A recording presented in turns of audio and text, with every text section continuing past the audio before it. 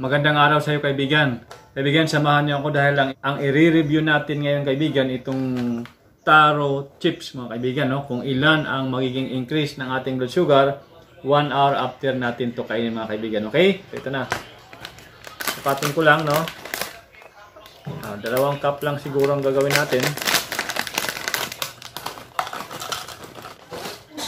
Ayan, isa.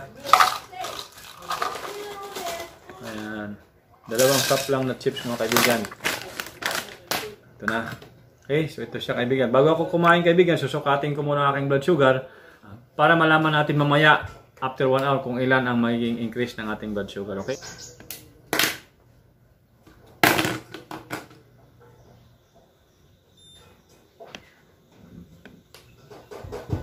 Yan mga kaibigan, yan ang blood sugar natin ngayong araw. Okay, so 110 mg per deciliter mga kaibigan, no? Dahil yan sa pag-inom natin ng spirulina at saka ganoderma mga kaibigan. Ayan. So itong dalawa talagang partner para ma-maintain ang inyong blood sugar mga kaibigan, okay?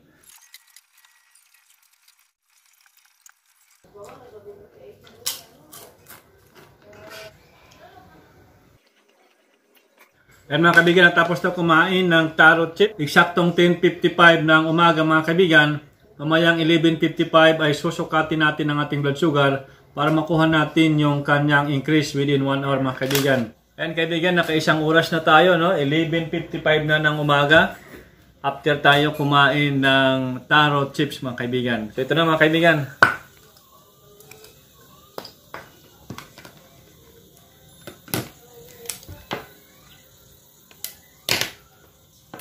$110 kanina.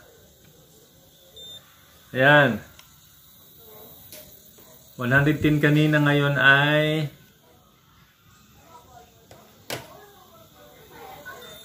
ayan mga kaibigan. 166 mga kaibigan, no?